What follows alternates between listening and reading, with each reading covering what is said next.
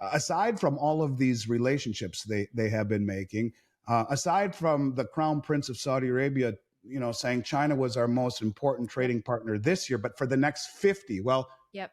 those numbers are important. The last 50 years, it was 50 years ago that we signed the Petro agreement. So we are putting ourselves in a place to lose the world reserve status. But when you talk about gold, look, all of these countries have been accumulating gold, in particular the Chinese, for 16 straight months in a row.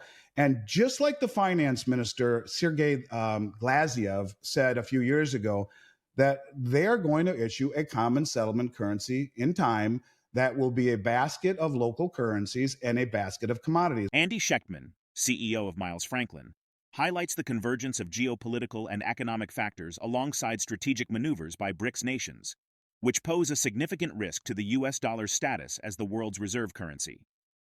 Over the past year, there has been a noticeable shift in the geopolitical landscape, with the Brics alliance gaining traction and expanding its influence. This expansion was underscored by the alliance's first enlargement effort since 2001, attracting interest from over 18 countries seeking membership in 2024. Schectman emphasizes that the Brics alliance continues to grow, with an increasing number of countries formally and informally expressing interest in joining. Notably, Saudi Arabia's strategic engagements, including participation in Brics and the Shanghai Cooperation Organization, signal a departure from reliance on the US dollar. Amidst renewed global interest in diversifying away from the US dollar, BlackRock CEO Larry Fink warns that the ongoing debt crisis could potentially erode the dollar's dominance.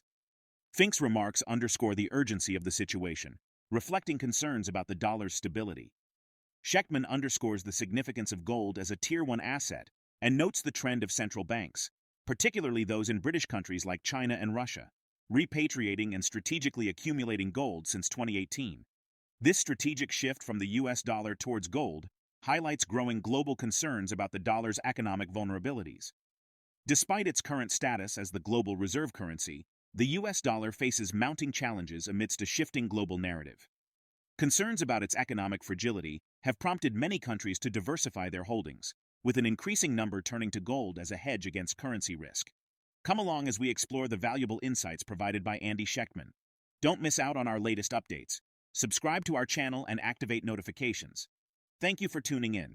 If you look at the lead economic advisor to the United States government, his name is Jared Bernstein. And Jared has a degree in music and a master's degree in social work. He's the lead economic advisor to the Biden administration. His entire thesis is to lose the world reserve status.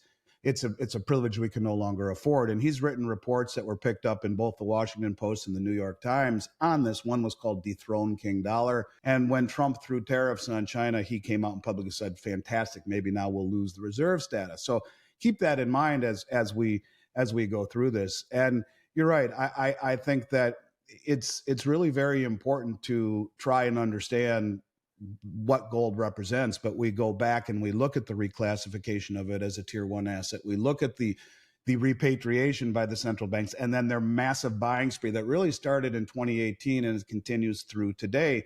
So gold, there's something about it, right? And you're right. The Brics are something I focused on for 4 years. I think it's kind of given me notoriety in this industry. I was saying this 4 years ago. I've done thousands of videos on it, all on this topic. And you're right. I'm a big fan of the term called logarithmic decay. Little by little by little by little by little, then bang, all at once. Kind of like you're going off a cliff. That's by 1,000 cuts. That's what's happening to the dollar. That's exactly the way that I look at it. And the people in this country, I think, have become obsessed with instant gratification, and it isn't fast enough. And so, look, this is something that has been done very methodically, and I give the Brics nations credit. So let me lay the foundation. So, we did just bring on another 5 countries, and including Saudi Arabia and the United Arab Emirates. But this is something that I think people, because James Rickards came out and publicly said that they're going to issue a common settlement currency at the August meeting in Johannesburg last year. I think a lot of people when they came out of that meeting and said, no, we're going to task our finance ministers with going back to the drawing board and presenting their new findings at the meeting here in Russia in October. people said it's a nothing burger. I look at it differently. Like in crypto speak, mass adoption. 35 more countries have formally applied to the BRICS, and another 20 plus have informally applied. Take a look at what Saudi Arabia has done in the span of just a couple of years. They've joined the BRICS. They have applied to the Shanghai Cooperation Organization, which is the largest regional financial and military organization on the planet. And they too will join BRICS, as James Rickards said, and as I've been saying for 3 years, because they're the same countries that are all invested in the Belt Road Initiative, in the BRICS, in the new BRICS Development Bank that Saudi Arabia also applied to. Saudi Arabia signed military agreements with Russia for protection, and it's the protection of the Saudi kingdom that gives us the dollar hegemony. So when you have a country that signs an executive order to go green, that Biden did, that weaponizes the dollar, where our brain dead Treasury Secretary goes to Brazil just a few weeks ago in Russia's backyard, part of the BRICS, and says, look, we need to not just sanction the Russian $380 billion in Forex reserves, we need to confiscate it to rebuild the Ukraine. So we are a country that if you do not align with us ideologically, well, we're going to take your assets, not just sanction them like we did Iran, but we're going to take them. And you know what? We don't need you anymore, Saudi Arabia. And even though it is the linchpin of the dollar hegemony, you know, our protection of Saudi Arabia is what has made them and by extension OPEC value the dollar or oil in dollars and then recycle the excess in U.S. treasuries. Well, look at what they've been doing. Aside from all of these relationships they have been making, aside from the Crown Prince of Saudi Arabia, you know, saying China was our most important trading partner this year, but for the next 50, well, those numbers are important. The last 50 years, it was 50 years ago that we signed the Petro agreement. So we are putting ourselves in a place to lose the world reserve status. According to Truflation data, the purchasing power of the U.S. dollar has declined by 25% since the beginning of 2020, indicating that $1 now buys only 75 cents worth of goods. This erosion in purchasing power is a consequence of the currency's inflationary state and reflects its deteriorating condition as the global economy increasingly diversifies its financial assets. Historically, central banks have significantly reduced their gold reserves, with only 20% of their balance sheet assets allocated to gold today, compared to over 70% in the 1980s. This reduction in gold reserves was driven by financial globalization and low-cost money, which eased international tensions. However, the economic crisis of 2007 and 2008 marked a turning point, revealing the vulnerability of relying solely on fiat currencies. At that time, gold represented just 10% of central bank reserves, highlighting a shift in perception toward the importance of gold as a store of value. AndySchectman emphasizes that the repatriation of gold from central banks' holdings, mainly from institutions like the New York Fed and the Bank of England, reflects a strategic move to mitigate counterparty risk. Additionally, silver is gaining attention for its asymmetrical risk-reward profile, offering potentially significant upside compared to downside risk. Let's get back to the interview. When you take a look at gold, to me, the thing to keep in mind is that it's, I don't know, I guess you could say it's the tortoise, not the hare.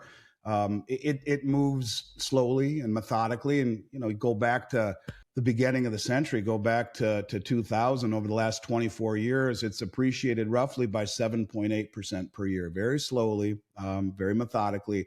But a couple of things that I would say as you look at gold that really resonate with me. Number one, in 2019, the most well-funded and well-informed and powerful bank on the planet, the Bank of International Settlements, which is reclassified gold as the world's only other tier one reserve asset. Now, that's very important to me because when you realize that really over the last 6 or 7 years, we've seen the central banks of the world, who I would say are not only the most well-funded, but more importantly, the most well-informed traders on the planet, have not only gone on a repatriation spree where they are repatriating all of their gold holdings, both from the New York Fed and the Bank of England, but also on a purchasing spree to where over the last 3 years in particular, the most well-informed traders on the planet have accumulated more gold than at any time in the last 100 years.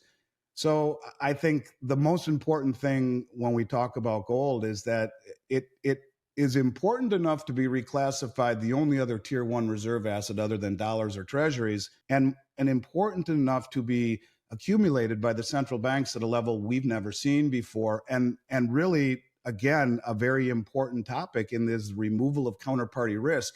We've seen a tremendous amount of repatriation of gold from these hubs.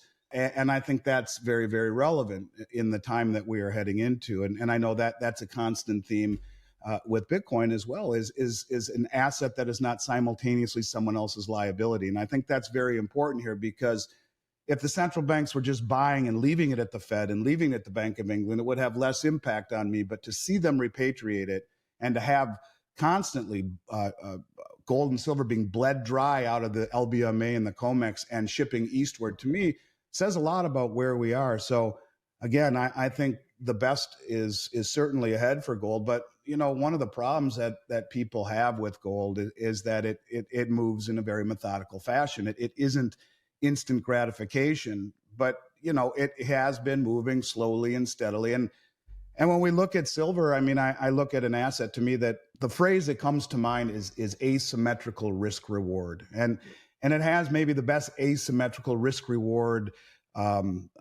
position I've ever seen in any asset. And that simply means, what asset can you own that has the lowest downside risk with the greatest upside potential? Geopolitical tensions are exacerbating concerns about the direction of the dollar. Efforts by Brics nations to de-dollarize, coupled with developments in native currencies and the rise of digital assets, are reshaping the global economic landscape. As a result, the dominant status of the dollar is facing a worrisome prognosis if current trends persist. That's all from us. If the video resonates with you, join our community by subscribing to our channel and enabling notifications with the bell icon. Thank you for being a part of our community.